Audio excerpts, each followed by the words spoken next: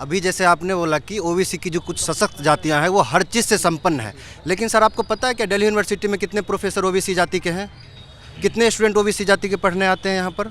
इसीलिए equity reservation लाया गया है ना, कि ताकि यहाँ का माहौल बदले, जो बच्चे फिर यहाँ तक आए और जो पीएचडी में एडमिशन लेते हैं। क्या हायर एजुकेशन में रिजर्वेशन है ही, आप जानते हो।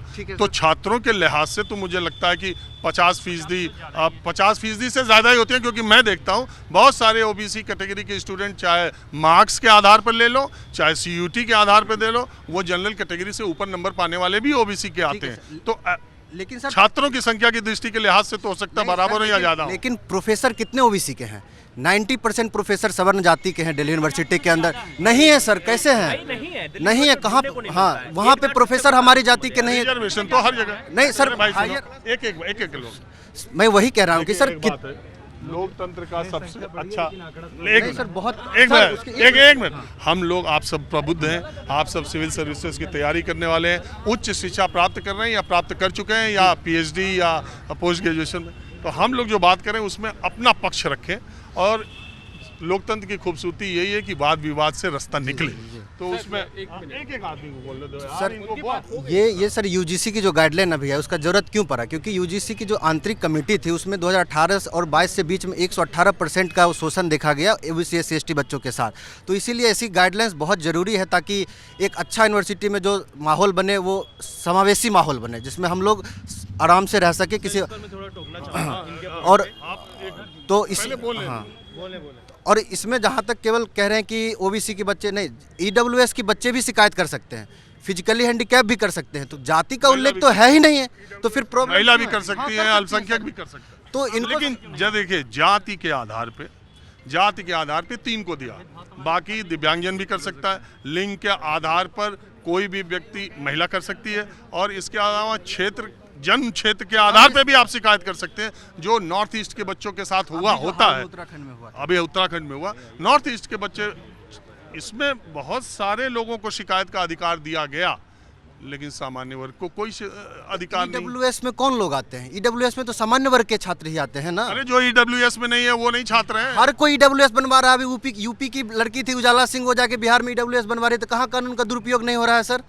क्या रवि सिन्हा की ईडब्ल्यूएस नहीं बनवाए हैं? क्या वो योग्य है ईडब्ल्यूएस बनवाने के लिए? मैं आप देखिए व्यक्तिगत दे रहे हैं, मुझे उन केसेस के बारे में पता नहीं। मैं सर जानता हूँ कि सिविल के सर्विस की तैयारी करता हूँ, तो मुझे पता है कि ये लोग ईडब्ल्यूएस बनवा कर क्या टोकना चाहता हूँ। प्रशासनिक अधिकारी तो देखिए ये सब हो सकता है, एक सेकंड, हो सकता है कि ये सब मैक्सिमम लोग यहाँ पे जितने हैं ये तैयारी करने वाले हैं, मैं तैयारी करवाता हूँ। मैं आपको थोड़ा 5 से 6 साल पहले की तरफ लेकर के चलता हूँ, यानी कि 2019 की बात मैं कर रहा हूँ, जब SC/ST एक्ट इम्प्लीमेंट हो चुका था ना। सबसे ज़्यादा दुरुपयोग की बात मुझे नहीं पता, ना मैं पढ़ता हूँ ना मेरे पास कोई डाटा है। मैं खुद SC/ST का भुक्तभोगी हूँ, मेरे ऊपर SC/ST एक्ट लगा हुआ था। मैं मुखर्जी नगर में तैयारी करता था और गांव में इलेक्शन था, उसमें प्रधानी चुनाव की बात थी, आई थिंक 2020 की बात है ये। वहाँ पर यादव के लोगों से लड़ाई हुई, यादव भाई थे वहाँ पर, कुछ किसी और की लड़ाई हुई और हमारे फैमिली मेम्बर उसमें इन्वॉल्व थे। मैं वहाँ पर गया, मैं लड़ाई को छुड़वा रहा था, राइट। मैं बिल्कुल ग्राउंड लेवल पे बात कर रहा हूँ, कोई हवाबाजी नहीं। मैं गया और वहाँ पर मैं सिर्फ लड़ाई को छुड़वा रहा था।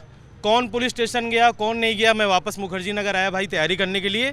मेरा SSC 2020 में सिलेक्शन भी हुआ, प्री में मेंस में मेरा टाइपिंग टेस्ट था, तो मेरे घर से एक नोटिस आता है, उसमें बाकायदा मेरा नाम मेंशन था, हर्ष प्रताप सिंह। मेरे ऊपर FIR SC/ST एक्ट, मैं उसमें इन्वॉल्व ही नहीं था। अब बात आ गई SC/ST छोड़िए, दुरुपयोग की बात आप कर रहे हो ना, मैं तो इन्वॉल्व ही नहीं था उसमें, फिर भी SC/ST एक्ट लग गया। एक सेकेंड, अब मैं आपको बता रहा हूँ, अभी सामने ग्राम पंचायत के इलेक्शन होने वाला है अप्रैल और मई में।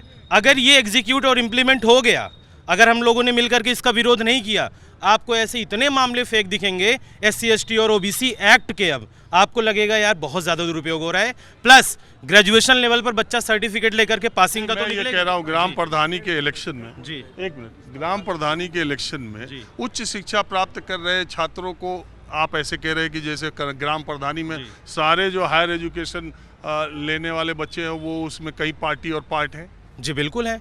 आप ये बताइए, सपोज करिए कि ग्रेजुएशन कोई कर रहा है, हायर एजुकेशन ले रहा है, BSc कर रहा है, MSc कर रहा है, कल को वो गांव जाता है अपने, हर आदमी आते जाते हैं गांव में। भाई अगर उसका SC/ST से विवाद होगा तो SC/ST एक्ट लगना है, कल को एक नया एक्ट बन करके चला आ रहा है OBC एक्ट लग जाएगा, ऐसे तो उसका करियर ही पूरा है। भाई साहब ये तो हायर एजुकेशन इंस्टीट्यूट के भीतर भेदभाव की या आपके प्रधानी गांव में। ठीक है सर, हम उस पर भी बात कर रहे हैं। अब सर कह रहे हैं कि इंस्टीट्यूट के अंदर आप BSc करने जाते हैं, BA करने जाते हैं, आप उम्मीद करेंगे कि 3 साल बाद आपके पास सर्टिफिकेट है पासिंग का। सर यूनिवर्सिटी के अंदर भी जब भेदभाव होगा ना तो सर FIR नहीं होगा। आप मुझे बताइए, वो सर्टिफिकेट के साथ साथ एक FIR का सर्टिफिकेट भी लेकर के आएगा। इसीलिए बिल्कुल होगा, FIR क्यों नहीं होगा भाई? डिस्क्रिमिनेशन पे FIR होता है। मैं उसका विक्टिम हूँ ना, इसलिए मैं इसको फेस कर पा रहा हूँ। मैं बिल्कुल ग्राउंड लेवल पे बात कर रहा हूँ। जिस बिल्कुल सर मेरे ऊपर खुद ही लगा था, भाई, इसीलिए मैं बता रहा हूँ। अब तो ये नए कानून बन रहे हैं, मैं इसका कम्प्लीटली विरोध करता हूँ UGC का सर। बाकी हमारे छोटे भाई हैं, इनसे आप बात कर लीजिए। नहीं सर, मैंने आपसे क्या कहा कि आपको जितना बोलना हो आपको मौका दूंगा, लेकिन किसी भी आदमी के सामने मैं माइक लगा रहा हूँ, आप कह रहे हैं मुझे बोलना। अरे आपको पूरा मौका दूंगा भाई, 45-50 मिनट का कार्यक्रम है, आप ही से बात करने अभी चालू किया है। आप कतई नहीं है, आपका मन भर जाएगा बोलते बोलते। आप बोलिए, मेरी रोकने टोकने की आदत नहीं है। एक आदमी को पूरा वक्त दिया जाए, वो अपनी बात रखे। हाँ रखिए, बोलिए। जैसे सर बहुत सारी बातें हुई, सब लोग अपना अपना पक्ष रख रहे हैं। OBC को इसमें शामिल करना, जैसे लंबे समय से इसको रीड किया जा रहा था। SC/ST तो था ही, ना जाने कितने मुकदमे हुए, कितने फेक भी मुकदमे हुए, उसको मैं लिस्ट भी लाया हूँ, मैं गिना सकता हूँ। बाहर के भी जो थे उस पर भी बहुत सारे ऐसी कार्रवाइयाँ हुई हैं जो थाने में बैठ के हम लोग मामले को सॉर्ट आउट किए हैं, लंबे समय से किए हैं, पैसे दे के भी किए हैं, करवाया गया है। अभी जैसे इस तरीके का कानून जो है, तो यूनिवर्सिटी कैंपस के अंदर जो अभी कल्चर जो खाई पट रही है, उसके बीच में मुझे लगता है कि थोड़ा सा खाई फिर से गहरी होने जा रही है। अभी खाई काफ़ी पट चुकी थी। अभी जनरल OBC का इसी यूनिवर्सिटी में ब्राह्मण और दलित की भी शादी विवाह हो रहा है। दलित लड़का है, ब्राह्मण लड़की है, शादी हो रही है। मैं उस शादी का प्रत्यक्ष गवाह हूँ, मैंने उस पर हस्ताक्षर किए हैं। OBC यादव जी हैं, मित्र हैं मेरे, और लड़की ब्राह्मण है, शादी हुई, मैं उसका गवाह हूँ, मैंने हस्ताक्षर किया है। यूनिवर्सिटी कैंपस के अंदर की बात कर रहा हूँ, असिस्टेंट प्रोफेसर की ये परंपरा की मैं बात बता रहा हूँ सर। तो खाई तो बहुत हद तक पट रही है। अब अचानक से ये सुखबुगाहट जैसे बनी है, तो एक साथ इलाहाबाद में ऐसे ही 13 में एक दूसरे के साथ बैठना उठना दूभर हो गया था कि अब जनरल OBC के साथ बैठेगा उठेगा कि नहीं बैठे उठेगा। तो कोई चीज़ पॉलिटिकल प्रेरित हो, आप उस पर एक बार अच्छे से रीड कर लीजिए। चीज़ें अब सामान्य हो रही हैं सर, बहुत लंबा वक्त बीत आया है आज़ादी के बाद। हालांकि छिटपुट घटनाएं अभी भी हो रही हैं, मैं ये नहीं कह रहा हूँ। सवर्ण समाज के द्वारा अभी भी दलित समुदाय के ऊपर बहुत सारे अत्याचार की कहानियाँ आ रही हैं। छोटे छोटे बच्चों को टीचर के स्कूलों में घड़ा का पानी पीने की वजह से मार दे रहे हैं, ये भी हमने सुना है। एक झापड़ में बच्चा मर गया, कोई घोड़ी पर नहीं चढ़ने दे रहा, ऐसी भी हमने सुना है। यूनिवर्सिटी कैंपस में भी बहुत सारी चीज़ें सुनी हैं, लेकिन उसके बाद भी हमें बहुतायत की तरफ बढ़ना चाहिए कि दलित ब्राह्मण एक थाली में खा भी रहा है। तो उसके पक्ष में मैं जैसे कहना चाहूँगा, जैसे कि भैया ने कहा, अभी हमारे मित्र हैं चले गए, उन्होंने कहा जैसे EWS विरोध इसका भी OBC और ST के लोगों को करना चाहिए कि यार EWS को भिखारी कोटा सुदामा कोटा मत कहो यार, वो भी पीड़ित हैं। एक से एक राजपूत ब्राह्मण घर में जिनके यहाँ खाने के लिए दाल नहीं है, घर में सब्जी नहीं आ पाती शाम को।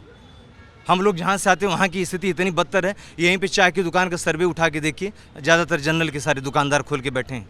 नाम बता दे रहा हूँ मैं, जाके भी कोई आप लोगों में से भाई जाके पता कर ले क्या। तो मेरे कहने का जैसे यही मतलब है कि उनके भी साथ आप रहिए। अगर शिकायत है तो शिकायत सामान्य वर्ग के भी किसी छात्र की आ जाती है। यूनिवर्सिटी में बहुत सारे OBC प्रेसिडेंट हुए हैं इलाहाबाद में, एक से एक हुए हैं, हमारे सारे मित्र हैं, आते ही रहे। यहाँ पे भी बहुत सारे OBC, कोई भी अपने ओहदे का इस्तेमाल करके कुछ भी गलत करवा सकता है, ऐसा नहीं है, लोग किए भी हैं। ओहदा बड़ा होता है तो आदमी क्या हुआ, तो वर्ग की बात होती है, वहाँ जाति बंधन होता नहीं सर। मैं ये कह रहा हूँ कि 21वीं शताब्दी में जब हम पहुँच रहे हैं, सबका साथ सबका विकास का नारा दे रहे हैं, ऐसे में इस तरह की जाति आधारित चीजों को बहुत हाईलाइट करके समाज में समरसता बढ़ाने की जगह खाई बढ़ाने का ये टूल, ये कानून हो सकता है। बिल्कुल ये हो सकता है। और पढ़ाई होना चाहिए सर, ये नहीं होना चाहिए सर। यूनिवर्सिटी परंपरा बहुत पवित्र परंपरा होती है, वहाँ लोग बहुत तेजी से आगे बढ़ रहे हैं, असिस्टेंट प्रोफेसर भी बन रहे हैं। लिस्ट अभी नई वाली जो आई है, जैसे उन्होंने कहा, जैसे 4% आंकड़ा बहुत पुराना था, अभी लोग बढ़ रहे हैं। हम लोगों के मित्र यहीं से पढ़ के असिस्टेंट प्रोफेसर यहीं बने, तमाम यादव जी लोग बने हैं, मौर्य जी लोग बने हैं, और कई अच्छे मित्र पटेल जी लोग बने हैं। डॉक्टर अजीत पटेल मेरे बहुत अच्छे मित्र हैं, अजय यादव, सब लोग असिस्टेंट प्रोफेसर प्रक्रिया में लोग सर आ रहे हैं, बन रहे हैं। तो खाई को सर कहीं न कहीं से सर मित्रता वो जो है ना वो घट रही थी, उसको फिर से बढ़ा के राजनीतिक रोटियां इस पर नहीं सेकना चाहिए, मेरा ये कहना है। क्योंकि संसद के गलियारे में सारे लोग एक ही साथ बैठते हैं, और दिखावे की राजनीति जो होती है वो पब्लिक डोमेन में, छात्र डोमेन में, यूनिवर्सिटी में इस तरह से आके हो जाती है। वोटिंग की व्यवस्था होगी, वोटिंग में सोचिए सर, आपका नाम क्या है? आनंद मिश्रा। आनंद मिश्रा जी, एक बात मुझे आप बताइएगा, कहीं ऐसा तो नहीं है कि सामान्य वर्ग के छात्रों और सामान्य वर्ग के लोगों के अंदर ये था कि भारतीय जनता पार्टी उनकी हितैषी पार्टी है, उनके बारे में ज़्यादा बात करती है, वो उसके साथ एकजुट होकर पिछले कई चुनाव में अलग अलग राज्यों में खड़े रहे हैं, और भारतीय जनता पार्टी के राज में यूजीसी एक ऐसा नियम ले आ रही है जिसमें ओबीसी को एससी एसटी के साथ डाल दिया और सामान्य वर्ग के छात्रों को अकेला छोड़ दिया। ये हमारी पार्टी हमारे साथ ऐसा कर रही है, ये भाव तो नहीं आ रहा। सर नहीं सर, एक मिनट में बताना चाहूँ। नहीं सर, बात बीजेपी पार्टी या कोई भी पार्टियों का चरित्र कहीं न कहीं से आज 2026 में जो प्रासंगिक उभर आया है, कहीं न कहीं से जाति बेस्ड घुसी गया पूरी तरीके से। वो कार्डर वोट सेट कर लेते हैं, जैसे कि समाजवादी पार्टी मान चलेगी कि यादव कहीं नहीं जाएगा, ये सेट है। बीजेपी भी मान चलेगी कि 90% समर्ण कहीं नहीं जाएगा, चाहे मैं कुछ भी करूं वो कहाँ जाएगा। तो ऐसा नहीं है, यही पहले कांग्रेस ने 60 साल कहा कि दलित और ओबीसी कहाँ जाएगा। तो जी बात ये भी है, मैंने अभी कहा था कि आज संसद का बजट सत्र शुरू होने से पहले जो सर्वदलीय बैठक होती है उसमें सारी पार्टियों के नेता आए थे, मगर किसी ने इस नियम पर मुखर होकर न विरोध किया न समर्थन किया। सब पतली गली से निकल जा रहे हैं, क्योंकि ये सवाल वोट बैंक का है। समर्थन करें तो उनको अपने वोट बैंक को नाराजगी, विरोध करें तो उनको अपने वोट बैंक की नाराजगी। बहरहाल देश के शिक्षा मंत्री ने ये भरोसा तो दिया है, अब संसद का सत्र शुरू हो रहा है, ये भी देखने वाली बात है कि सत्र में सर वोट बैंक पे सर एक चीज़ बोलना चाहूँगा, थोड़ा सा पुराना आंकड़ा है, जैसे बड़े नेता कैसे वोट बैंक से प्रेरित होते हैं। 2 अटेम्प्ट यूपीएससी में बढ़वाना था, निगवेकर कमेटी की रिपोर्ट आ चुकी थी, डॉक्टर अरुण निगवेकर कमेटी की रिपोर्ट कि सीसेट हिंदी माध्यम के लिए बहुत घातक है। इससे लड़के तो जो बच्चे ऑप्शनल से ट्रेंड थे, मास्टर थे, प्री मेंस दोनों कर रहे थे, उनको लगा कि हो नहीं पाएगा। तो वो ये वोट का ही सर, उसमें मैं भी था, वोट का एक जो खाका होता है ना कि हिंदी पट्टी के 10 राज्य और 10 राज्यों से इतना बड़ा वोटर प्रभावित हो रहा है, वो सारे मुखर्जी नगर और जगह जगह इलाहाबाद कहाँ रह के पढ़ रहे हैं। ये बच्चे वोट नहीं करेंगे। 14 में इलेक्शन था सर, 1 घंटे लगा था और आ गया था राहुल गांधी, उस समय सर्वोसर्वा वही थे, आ गया कि यूपीएससी में अब 6 अटेम्प्ट। तो वोट की प्रेरित राजनीति भी कहीं न कहीं से छात्रों के हितों को बहुत आगे लेके जाती है, ये सच है सर। हाँ, क्या कह रहे थे भैया? भाजपा जैसे मतलब पार्टी है, जैसे कांग्रेस मुस्लिम तुष्टीकरण में बर्बाद हुआ, वैसे ही भाजपा दलित तुष्टीकरण में बर्बाद होगा। सवर्ण इस देश में मुद्दा है ही नहीं, कोई भी पार्टी सवर्ण के किसी मुद्दे पर चर्चा नहीं करता है। ये जबलपुर हाई कोर्ट ने SC ST के अगेंस्ट में फैसला दिया था, संसद तुरंत कानून ला करके उसके पक्ष में कानून बनाता है और सारे दल सपोर्ट करते हैं। सवर्ण इस देश में मुद्दा है ही नहीं। ये कानून धर्मेंद्र प्रधान जी जो लाए हैं वो मतलब सवर्ण और OBC या और जाति के लोग के मतलब खाई बांटने का काम किया है। और सबसे जो बड़ी बात है, सवर्ण का हालत इस कानून से वही हो जाएगा जो यहूदियों का जर्मनी में हुआ था। जी अब कहाँ से आप लोग ले? हाँ भैया, बहुत देर से परेशान हूँ। अब जितना सर पहले तो मैं सॉरी बोलता हूँ आपको, आपको देख के एक्साइटेड हो गया। अरे नहीं, कोई बात नहीं सर। मैं अपने बारे में बताऊँ, यहाँ जितने छात्र आए कोई ऐसा नहीं होगा जिसको बोलने का मौका न मिले, मैं बता। जो लोग आप लोग हैं सर, आपका माहौल क्या है हमने बहुत देखा है, बहुत शुक्रिया। मैं उससे समझता भी हूँ, देखता भी हूँ, जानता भी हूँ सर आपको। सबसे पहले मैं अपने बारे में बता दूं, मैं इलाहाबाद यूनिवर्सिटी से भी पढ़ा हूँ। सब इलाहाबाद वाले मिल जा रहे हैं। काशी हिंदू विश्वविद्यालय से भी पढ़ा हूँ और दिल्ली विश्वविद्यालय से भी पढ़ा हूँ, लॉ किया हूँ और BHU से PG किया हूँ, नेट हूँ। मैं सर ये कहना चाहता हूँ, ये जो ड्राफ्ट है या जो कानून बन चुका है, इसमें मुझे कहीं भी कोई कमी नहीं नज़र आ रही। इसमें क्या होगा इस पर फोकस है सर। हम कह रहे हैं इसको उल्टा कर दो, आप सीधा 10 सदस्य दे दो, यूनिवर्सिटीज़ के चांसलर OBC बना दो, ST SC OBC महिला बना दो, और फिर हमको प्रूफ करने बताओ, बर्डन ऑफ प्रूफ हम करेंगे कि हम पिटे हैं कि नहीं पिटे। हम आपको बताते हैं कौन फंसेगा। आपके जुडिशरी देख लीजिए, थाना देख लीजिए, हर जगह तो आपको किसका डर है? आपके ही तो वाइस चांसलर होंगे, आपके ही तो कोऑर्डिनेटर होंगे। ये कहाँ तय है? सर अब बनेगा तो आप हमसे फिर मिलिएगा, हम दिखाएंगे। अभी सर मैं आपको बता रहे हैं, एग्जाम्पल बता रहा हूँ। अभी मैं दिल्ली यूनिवर्सिटी का PhD का इंटरव्यू देने गया। आप मानोगे 1 मिनट आया और गया, हाथ कांप रहा था लिखते समय, साइन करते समय, उसका PhD में हो गया। मेरा 15 मिनट इंटरव्यू चला, मेरा क्यों नहीं हुआ? बताओगे सर आप? वो आप दूसरी बात, BHU में भी मैंने एंट्रेंस दिया हूँ और मेरे साथ के PhD में, वहाँ भी नहीं हुआ। 2 बार लिस्ट अपने मन से उखाड़े, तीसरी बार लगाए, तब तो समता कमेटी रिपोर्ट नहीं थी। ब्रांड एम्बेसडर किसको बनाओगे? स्पोर्टमैन को। जो मेरिटोरियस है उनको बनाओगे, जो पीड़ित है उनको बनाओगे। सर ये न्यायपूर्ण है और इसमें भी कुछ संशोधन किए जाने चाहिए। जैसे जो जनरल के छात्र हैं जिनको डर है, मैं तो इतनी प्रक्रिया देखा हूँ, इसमें जितने भी प्रोसेस है, मुझे तो कहीं नहीं लग रहा वो फंसेगा।